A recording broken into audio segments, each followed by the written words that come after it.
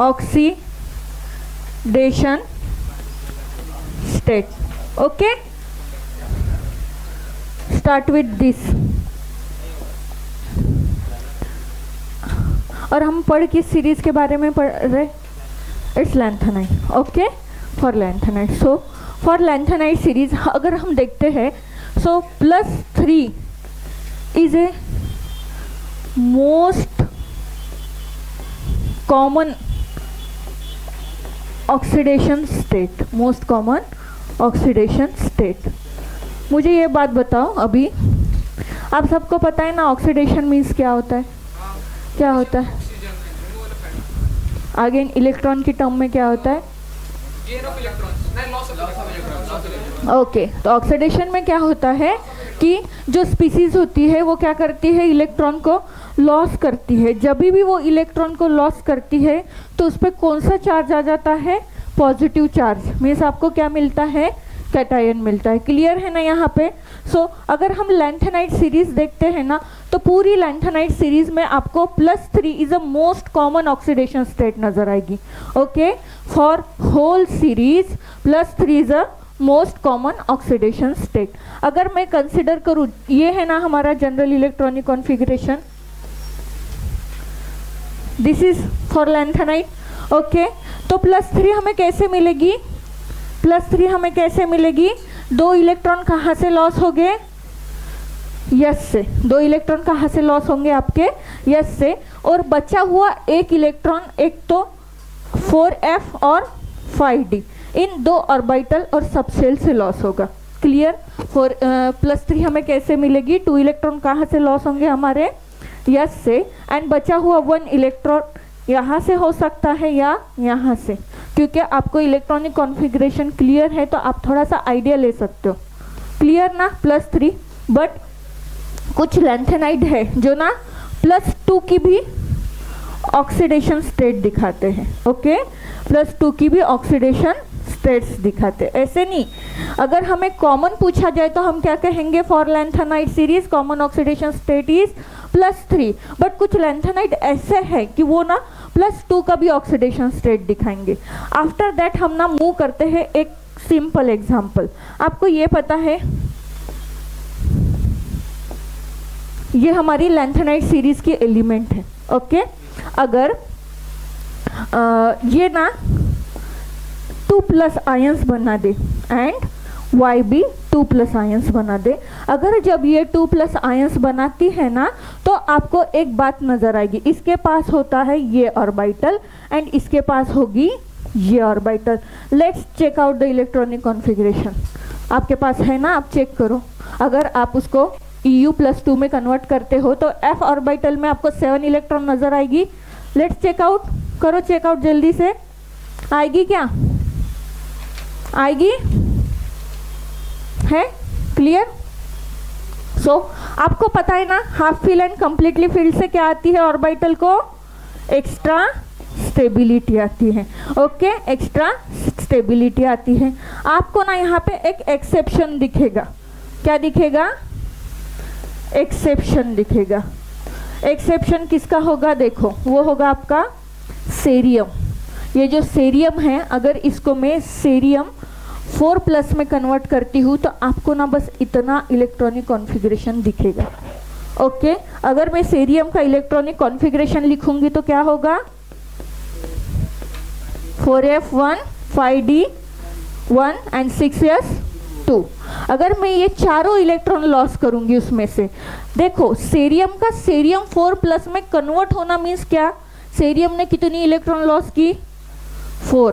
तो 4 कहाँ से हुई? 2 इलेक्ट्रॉन यस से लॉस हुई. 1 इलेक्ट्रॉन आपकी डी से लॉस हुई. अगेन 1 कहाँ से हुई? एफ से लॉस. टोटल 4 हो गई ना.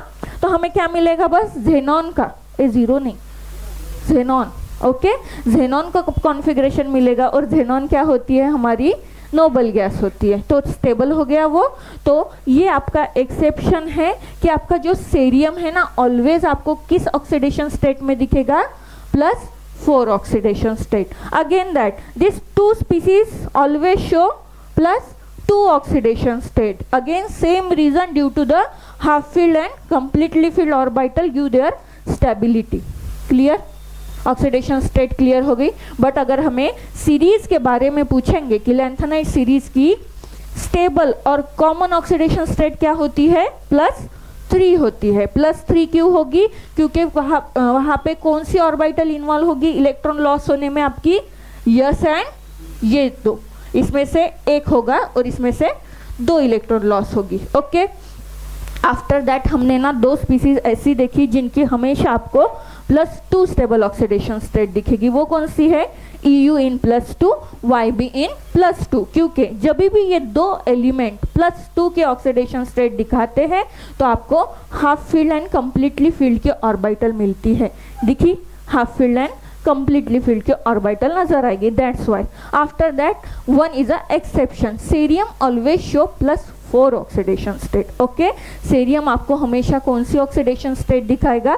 +4। इसका रीजन क्या है? क्योंकि उसको क्या आता है, ज़ेनॉन का स्टेबल इलेक्ट्रॉनिक कॉन्फ़िगरेशन मिलता है and after that this is actual electronic configuration. उससे आप ऑब्जर्व कर सकते हो कि 4 इलेक्ट्रॉन किस किस ऑर्बिटल से लॉस हुई थी। S से 2, D से 1, F से 1, टोटल आपकी 4 इलेक्ट्रॉन लॉस हुई। क्लियर हो गई सबको ऑक्सीडेशन स्टेट? किसी को कुछ डाउट? क्लियर? लैंथेनाइड के ऑक्सीडेशन स्टेट में ना आपको क्वेश्चनिंग बेटा होती है बहुत सारी, तो थोड़ा सा याद रखना पड़ेगा आपको। Then write down the next heading is a oxide. क्या लिखोगे? ऑक्साइड्स। ये जो आपकी लैंथेनाइड सीरीज है ना, ये ना स्टेबल ऑक्साइड बनाती है। ये क्या बनाती है? आपकी स्टेबल ऑक्साइड। तो वहाँ पे एक हेडलाइन लिख लीजिए कि लैंथेनाइड को मैं ऐसे भी लिख सकती हूँ, एलियन लिखा मीन्स फॉर लैंथेनाइड है। सो लैंथेनाइड क्या लिखोगे? Lanthanide from stable oxide, lanthanide from stable oxide. ठीक है? सो टाइप है इसका, एक स्टेबल ऑक्साइड का आपको ऑलवेज एक टाइप मिलेगा, वो होता है आपका M2O3 और इसमें जो M होता है ना वो होगी La2 Lu तक की एलिमेंट्स, La2 Lu तक की एलिमेंट्स। बेटा ऐसे जल्दी जल्दी तो नहीं लग रहा है ना आपको? ऐसे लग नहीं रहा है ना मैं भाग रही हूँ? अभी तो मैं गाड़ी भगा के ही आई हूँ बहुत। आपको इसमें से क्वेश्चन क्या पूछेंगे बताओ?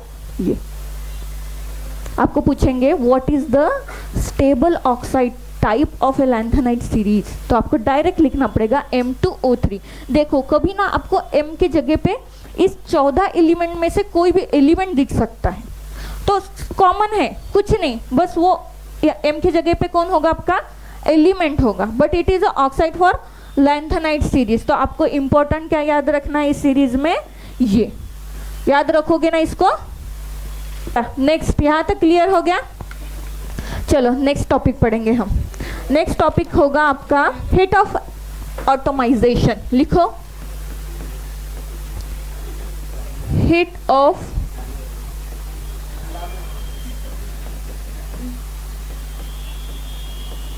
Automisation, hit of automisation. आपको कुछ आइडिया है क्या इसके बारे में?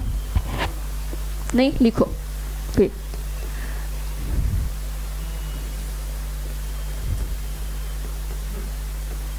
Energy required to break up crystal lattice. क्या हो गया रे? Energy required to break up the crystal lattice. Sorry, किसी की पर्सनल भावना वहाँ पे कुछ नहीं हो गई ना? ओके, एलन लिखती हूँ मीन्स क्या होता है आपका? एलन लिखा मीन्स फॉर लैंथेनाइड। ओके, चलो देखो तो हीट ऑफ एटोमाइजेशन क्या होता है? आपको मेटल क्रिस्टल पता है ना, हम सॉलिड स्टेट पढ़ के आए, तो आपको मेटल क्रिस्टल पता है कि जो पॉजिटिवली आयंस मेटल्स होती है वो रिपीट होके 3 डायमेंशनल ऐसा क्रिस्टल बनाती है। अभी वो क्रिस्टल बनता है तो कुछ बॉन्डिंग भी होगी ना। Let's consider covalent, metallic, ionic bonding होंगे उनके बीच में। तो अगर मुझे वो क्रिस्टल ब्रेक करना है, तो मुझे कुछ हीट प्रोवाइड करनी पड़ेगी ना, बराबर है। अगर हम एक एनर्जी प्रोवाइड करते हैं, किस लिए प्रोवाइड करते हैं? For the breakup of crystal lattice. Okay crystal lattice का ब्रेकअप करने के लिए जब हम कुछ एनर्जी प्रोवाइड करते हैं ना, उसको हम क्या कहेंगे, हीट ऑफ एटोमाइजेशन। क्लियर हो गया सबको? तो ये L N stands for lanthanide series, लिख के रखना, नहीं तो बोलोगे बाद में ये एलन क्या था, ऐसा नहीं होना चाहिए। एंड ट्रांजिशन मेटल, टीएम लिखो, ट्रांजिशन मेटल। अगर आप कंपैरिजन करते हो ना, तो जो लैंथेनाइट, एक सेकंड, जो आपके लैंथेनाइट होती है ना, इनकी लोअर हीट ऑफ एटोमाइजेशन होती है as compare to transition metal. Transition metal सबको पता है ना, तो अगर हम हीट ऑफ एटोमाइजेशन कंपेयर करेंगे ना, तो ट्रांजिशन एलिमेंट के लिए ग्रेटर होती है। ओके किसके लिए ग्रेटर होती है, ट्रांजिशन एलिमेंट के लिए as compare to lanthanide series. अभी देखेंगे हम ट्रांजिशन एलिमेंट के लिए क्यों ग्रेटर होती है। ट्रांजिशन एलिमेंट के पास क्या होती है, transition metal have d electron and much harder and much harder. Okay transition metal क्या होती है आपकी, ट्रांजिशन मेटल क्या होती है, इनके पास सबको पता है क्या होती है, डी इलेक्ट्रॉन होती है and it is much harder. वो ऑलवेज क्या होगी आपकी, much harder. Obviously harder species, harder element है, तो हमें उसको ब्रेक करने के लिए high heat of atomisation provide करना पड़ेगा। ये जो मैंने नीचे लिखा है ना, this is the reason of this. क्या है आपका, this is the only reason of this. Clear, यहाँ तक के क्लियर हो गया, हुआ कि नहीं हुआ, हुआ कि नहीं हुआ, हीट ऑफ एटोमाइजेशन क्लियर हो गया सबको? ओके एक लास्ट लिखो, this element, these elements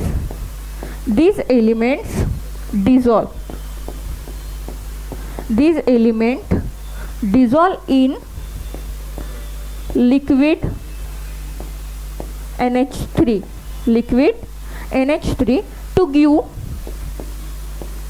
to give blue color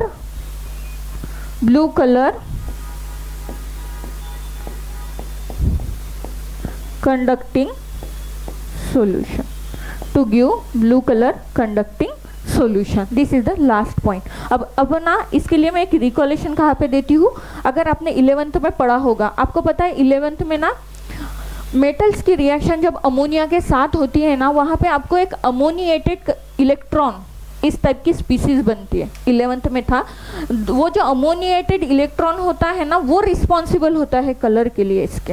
okay वो रिस्पॉन्सिबल होता है कलर के लिए इसमें। तो this element dissolve in the liquid NH3 to give colour conducting, blue colour conducting solution. This is the last point. ये slide में जितना मैंने लिखा है सबको क्लियर हो गया? अगर आप इतना ही पढ़ते हो तो भी सफिशियंट है, मैंने बहुत शॉर्ट बनाए हैं आपके लिए। ठीक है क्लियर? यहाँ तक के इसका अगर रेफरेंस देखना होगा ना, 11th में ग्रुप 1 ग्रुप 2 चैप्टर है ना, उसमें केमिकल रिएक्शन से मेटल की, वहाँ पे देखना, इसका रेफरेंस मिल जाएगा थोड़ा सा आपको कि क्या होता है। चलो अब हम देखेंगे आयनिक रेडियस। हम क्या देखेंगे बेटा, आयनिक रेडियस। आयनिक रेडियस, इसको ना एक अलग नाम भी बोला जाता है। इसको मैं ना ये दो कॉन्सेप्ट साथ में पढ़ा रही हूँ क्योंकि ये दोनों कॉन्सेप्ट एक दूसरे के सिमिलर हैं एग्जैक्ट, तो मैंने सोचा सेपरेट पढ़ाने से अच्छा आपको साथ में पढ़ा देती हूँ। इसको कभी कभी क्या बोलेंगे, देखो लैंथेनाइट कॉन्ट्रैक्शन लिखो, लैंथेनॉइड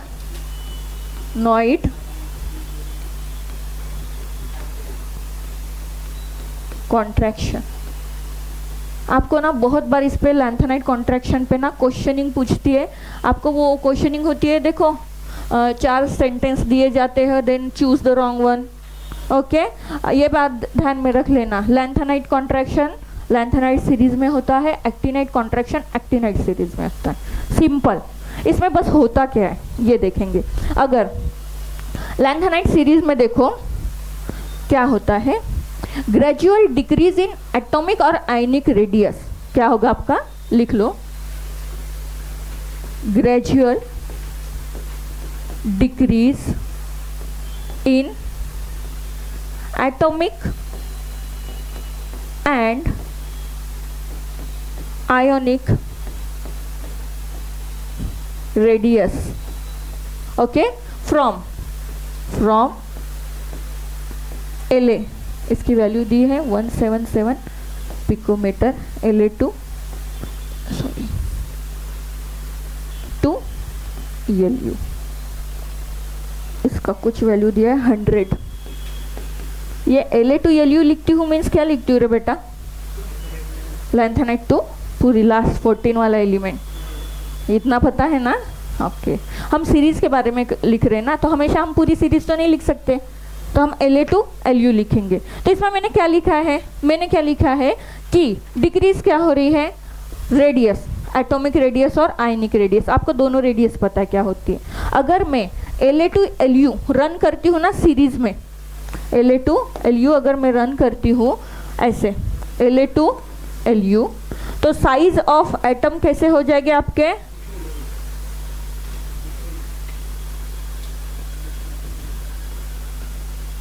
ओके इस टाइप होंगे ना, डिक्रीज होते जाएंगे। क्लियर?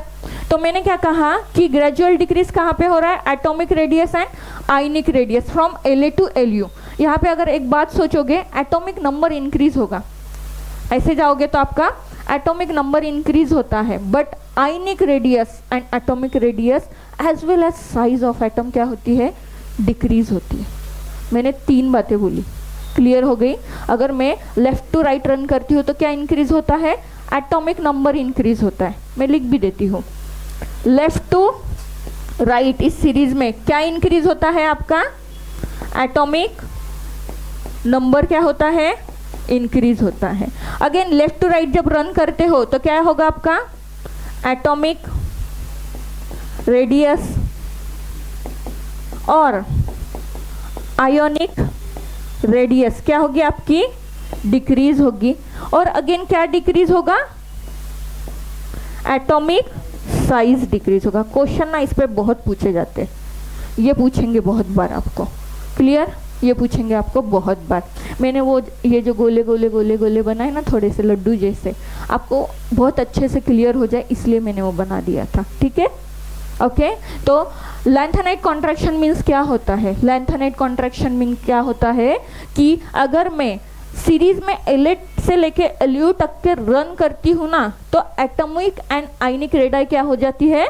डिक्रीज हो जाती है। तो उसे क्या कहते हैं? Lanthanide contraction. अगर मुझे एक ग्राफिकल रिप्रेजेंटेशन देना है, आई थिंक आपके बुक में भी दिया है, यहाँ पे Lu बहुत सारी सीरीज है, देन यहाँ पे लिखा है उन्होंने आयोनिक रेडियस। आप ग्राफ मत बनाइए, बस समझ लीजिए।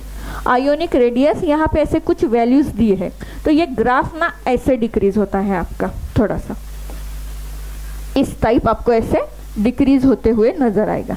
ओके इस टाइप का आपको ग्राफ दिया है। ग्राफ कहीं निकालने के लिए आता नहीं है, बस वो समझने के लिए होता है।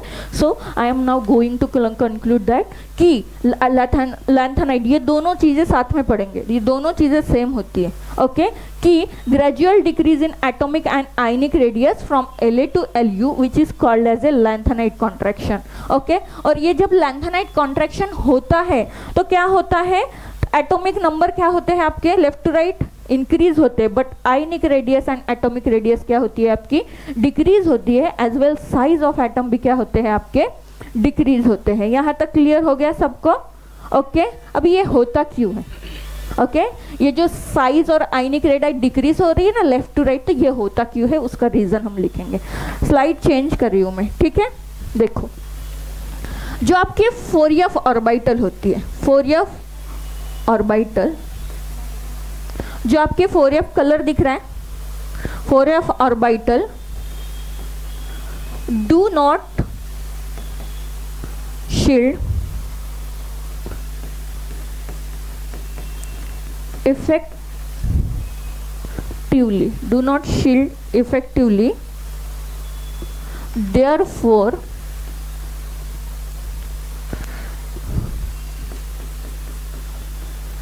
increase of effective nuclear charges and decrease ionic size and decrease ionic size. Then यहाँ पे आपको हमेशा ये ट्रेंड याद रखना है। यहाँ पे ट्रेंड पे ही क्वेश्चनिंग होगी आपकी कि La(+3) ये क्या होगा, लार्जेस्ट होगा आपका, टू Lu(+3) कौन होगा आपका, स्मॉलेस्ट होगा। फिर क्लियर, स्मॉलेस्ट। हमने उस ट्रेंड से ही थोड़ा सा इधर भी ध्यान दे दो। ओके तो मैंने उस ट्रेंड से ही ये ऑब्जर्व किया, क्वेश्चन आपका इस पे होगा, इस ट्रेंड पे होगा क्वेश्चन। और ये लाइन मैं बता रही हूँ, देखो आपको पता है ना कि 4f इलेक्ट्रॉन होती है, ऐसे है ना कॉन्फ़िगरेशन हमारा 4f 5d एंड 6s। ये जो 4f इलेक्ट्रॉन होती है ना, ये 4f ऑर्बिटल होती है, तो ये ना पुअर शील्डिंग इफेक्ट दिखाती है। शील्डिंग इफेक्ट मीन्स क्या होता है, जो एबिलिटी होती है ना आउटर इलेक्ट्रॉन को रिपल करने वाली, ओके वो पुअर होती है इनकी, मीन्स उतनी नहीं हो पाती। ओके मीन्स 4f ऑर्बिटल क्या करती है, पुअर शील्डिंग इफेक्ट दिखाती है। इसके वजह से क्या होता है, जो न्यूक्लियस से इफेक्टिव न्यूक्लियर चार्जेस ऑपरेट होती है ना, वो इंक्रीज हो जाती है। जैसे ही इफेक्टिव न्यूक्लियर चार्जेस जो है इंक्रीज हो जाती है, तो वो क्या करती है, valence electron means outer most electron को अपनी तरफ खींच लेती है। दैट्स वाई आपका साइज क्या होता है एटम का, डिक्रीज हो जाता है। रीजन क्लियर हो गया कि हम लेफ्ट टू राइट जब जाते हैं तो हमारे एटॉमिक साइज, आयनिक रेडियस ये क्यों डिक्रीज हो रहे, क्योंकि ये जो 4f ऑर्बिटल होती है वो क्या शो करती है, 4f orbital do not shield effectively, means उसका जो शील्डिंग इफेक्ट होता है उतना इफेक्टिव नहीं होता। दैट्स वाई जो न्यूक्लियस होता है ना वो क्या करता है, इफेक्टिव न्यूक्लियर चार्ज ऑपरेट होता है ना वहाँ से अट्रैक्शन वाला आउटर मोस्ट इलेक्ट्रॉन पे, तो वो क्या होता है, बढ़ जाता है। वो बढ़ते ही पूरी इलेक्ट्रॉन किसके तरफ खींचे चली जाती है, न्यूक्लियस की तरफ खींचे चली जाती है। इसीलिए एटॉमिक साइज क्या हो जाता है, डिक्रीज हो जाता है। इसी से हम ये ट्रेंड बना रहे La(+3)। अभी मैंने +3 क्यों लिखा, क्योंकि it is the most common oxidation state for all series, okay stable. That's why आपको ना सीरीज आएंगे ऐसी, 4 एलिमेंट्स देंगे and increasing decreasing order radius का लगाने के लिए बोलेंगे, तो आपको इस बेस पे लगाना पड़ेगा कि जैसे इंक्रीजिंग ऑर्डर है, डिक्रीजिंग ऑर्डर है, ये इस पे अरेंज होगा। क्लियर। तो La इस टाइप की, La से लेके लार्जेस्ट होगा, La कौन होगा आपका, लार्जेस्ट। और जैसे जैसे हम इधर जाएंगे तो आपकी एटम स्मॉलेस्ट होती जाएगी। ये सेम किसके लिए पैटर्न चलेगा, size, atomic radius, ionic radius, ये तीनों के लिए सेम पैटर्न चलेगा। इसमें थोड़ी देर में और एक ऐड करूंगी मैं। ओके क्लियर हो गया सबको। अगेन मैं एक बार रिकॉल करा देती हूँ। जैसे मैं La से लेके Lu तक सीरीज में रन करती हूँ ना लेफ्ट टू राइट, तो क्या होता है, एटॉमिक नंबर इंक्रीज होता है, आपको भी पता है एटॉमिक नंबर इंक्रीज होता है, बट साइज ऑफ एटम क्या होती है, decrease. Ionic radius decrease, atomic radius भी क्या हो जाती है, डिक्रीज। क्लियर। इसमें और एक ऐड होने वाला है, तो आपको ये ना 5 बातें साथ में रन करनी पड़ेगी, इसी पे क्वेश्चनिंग ज़्यादा हो गई। क्लियर। तो आप लिखना भी उनको थोड़ा साथ में। यहाँ तक कि क्लियर हो गया, ये लिख के रखा आपने, ये राइट डाउन किया। चलो एक छोटा सा पॉइंट है कोऑर्डिनेशन नंबर का। ओके जो आपकी लैंथेनाइट सीरीज होती है ना, it show higher coordination number, higher coordination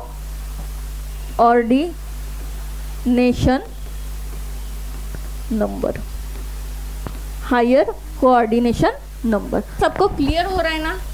ये सीरीज में इतना प्यार से और इतने आराम से इसीलिए पढ़ा रही हूँ क्योंकि आपकी सीटी के क्वेश्चन इस पे बहुत होती है, बहुत ज़्यादा होती है। ओके इसीलिए एक्टिनाइट हम एक लेक्चर में डन अप करेंगे, उस पर ज़्यादा क्वेश्चनिंग ही होती नहीं, तो क्यों टाइम वेस्ट करना ना, वो थ्योरी के लिए पढ़नी पड़ेगी आपको, तो वो एक इसमें डन अप हो जाएगी। चलो कोऑर्डिनेशन नंबर तो आपने बता दिया मुझे वो क्या होता है। तो इसमें ना देखो, अगर पूछ लिया तो डायरेक्ट ही पूछ लेंगे। तो इसमें 6 जो होता है ना इज मोस्ट कॉमन, क्या लिखोगे, most common coordination number. Okay most common coordination number. Clear. But अगर हम ऑब्जर्व करते हैं ना, आपका coordination number 9, 10 and up to आपको 12 तक के दिख सकता है। लास्ट 12 जो है ना यहाँ दिख सकता है। ये कब दिखेगा, इन सम केसेस आपको इतना ही ध्यान रखना है कि ये जो एलिमेंट है ना कोऑर्डिनेशन नंबर शो करेंगे। ओके, आपको पता है कोऑर्डिनेशन नंबर क्या होता है, बट अगर मोस्ट कॉमन कोऑर्डिनेशन नंबर कहना है तो क्या होगा 6। आप ऑक्सीडेशन स्टेट से थोड़ा सा ध्यान में रख सकते हो। मोस्ट कॉमन क्या थी +3, 3 का बस डबल कर दो 6 हो गया, वो हो गया आपका मोस्ट कॉमन कोऑर्डिनेशन नंबर। ऐसे रिलेट कर सकते हो ना। तो 9, 10 up to 12 is the highest coordination number for this series. 12 is the highest coordination number. देखो क्वेश्चनिंग में हमेशा लोवेस्ट और हाईएस्ट ये दो बातें ज़्यादा पूछी जाती है, इसलिए मैंने जब आपको लर्न कराई थी ना ऑक्सीडेशन स्टेट, तभी मैंने यही कहा था कि लोवेस्ट और हाईएस्ट जो 3D की थी हमने, कि सबसे ज़्यादा ऑक्सीडेशन स्टेट कौन दिखाता है मैग्नीज, एंड सबसे कम कौन दिखाता है जिंक, सबसे कम जिंक +2। ऐसे क्वेश्चन होते हैं आपके। ओके, तो ये इसमें ना एक एग्जाम्पल लिखो, एग्जाम्पल है आपका ताकि आपको और क्लियर हो जाएगा। वो है La which is H2O is a ligand or not? H2O is a ligand or not? H2O ये लिगेंड है या नहीं है? है ना, उसके पास इलेक्ट्रॉन पेयर होती है ना डोनेशन के लिए। मुझे बताओ H2O में डोनेशन साइड क्या होती है? वो हाइड्रोजन से डोनेशन करता है कि ऑक्सीजन से करता है? ऑक्सीजन से करता है ना। कभी कभी ऐसे क्वेश्चन पूछते हैं कि जो H2O है ना ये लिगेंड है तो उसकी डोनेशन साइड बताओ, क्वेश्चन ऐसा हो जाता है, वो थोड़ा सा ट्रिकी। क्लियर? तो यहाँ पे कोऑर्डिनेशन नंबर कितना होगा बेटा? 9 होगा। 8 कैसे होगा?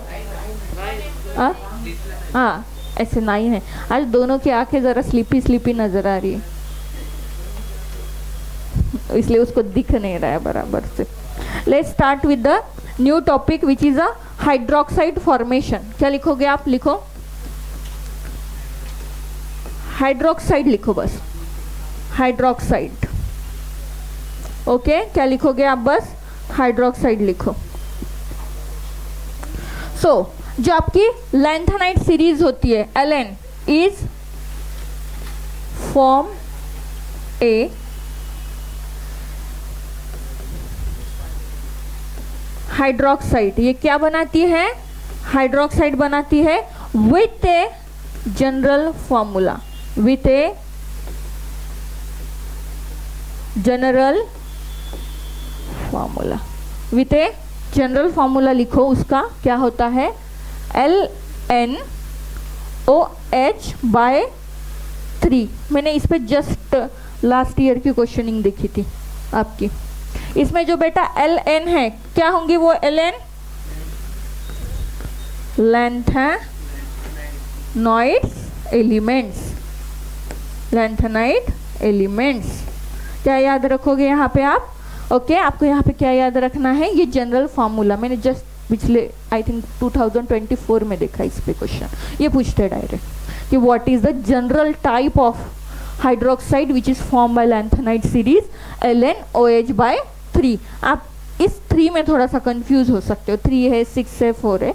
LNOH/3 अगेन इसको कैसे याद रखना? लैंथेनाइड सीरीज की कॉमन ऑक्सीडेशन स्टेट क्या है?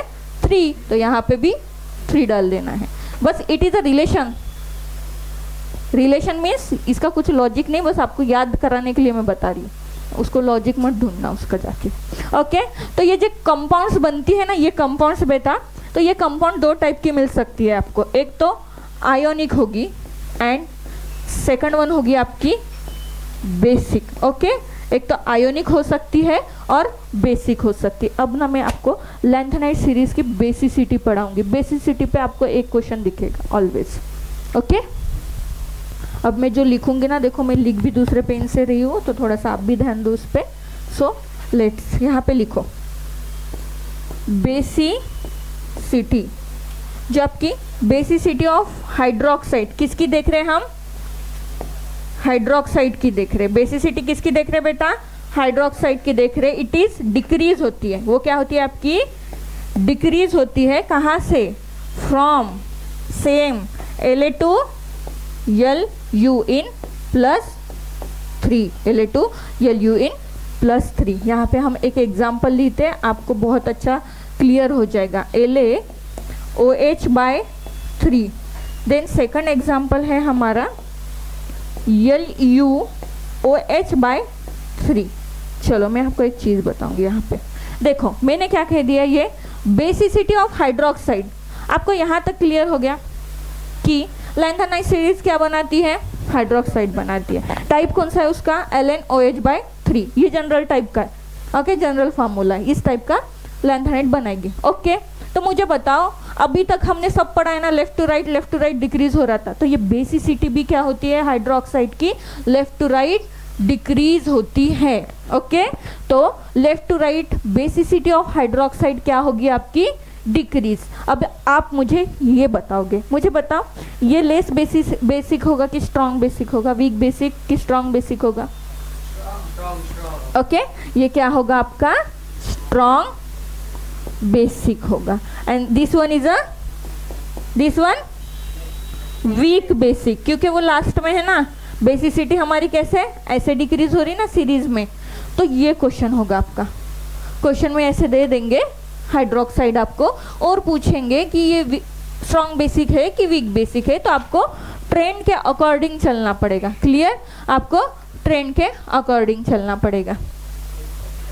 हो गया। हम साथ में अगेन एक बार लास्ट वन कंक्लूजन कर लेंगे पूरी सीरीज का, लिख ही लेती हूँ ना। चलो, जो आपका लैंथेनॉइड सीरीज है, ओके, जो आपकी लैंथेनॉइड सीरीज है, इसमें क्या होता है, एटॉमिक नंबर जो है, एटॉमिक नंबर, ये पूरा ट्रेंड चलेगा left to right.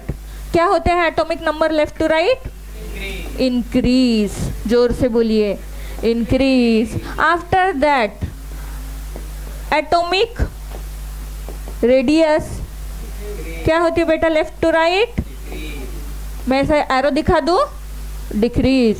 Then ionic radius क्या होती है, आयनिक, अरे ionic radius left to right decrease होगी। After that last one which is the basicity of hydroxide, basicity of hydroxide left to right क्या होगी आपकी, decrease. Very nice, I think you did well. I did well. Clear? ये जो हमने अभी तक पढ़ रहे थे ना, कंक्लूजन, हाँ इस पे आपको बहुत क्वेश्चनिंग मिलेगी। लिख लो, देखो लाइक आप ज़्यादा जल्दी में हो, एक ओवरलुक कर लिया तो भी आपको एक आधी क्वेश्चन तो मिल ही जाएगा। ये मैंने साथ में क्यों लिखा, आपका एक कंपैरिजन देखो, आपको क्लियर हो रहा है इसमें पूरी बातें। ओके अभी हम पढ़ेंगे इलेक्ट्रॉनिक कॉन्फ़िगरेशन। मैं ऑलरेडी आपको इलेक्ट्रॉनिक कॉन्फ़िगरेशन सीरीज का डन करा चुकी हूँ। ओके मुझे उसमें ना कुछ बचे कुछ पॉइंट थे जो मैंने आपको बताए नहीं थे, वो बता देती हूँ मैं बस। Okay done, write down electronic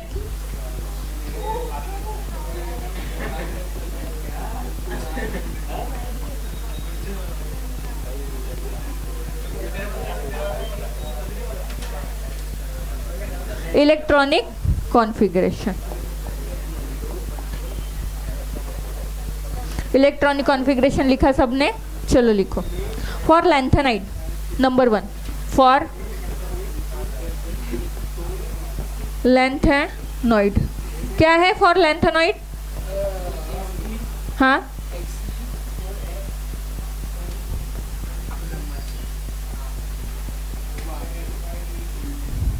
ये है। अगर मैं कैपेसिटी लिखूँ तो 1 to 14, यहाँ पे 1 और 0 एंड यहाँ पे 2 मीन्स आपको लर्न है।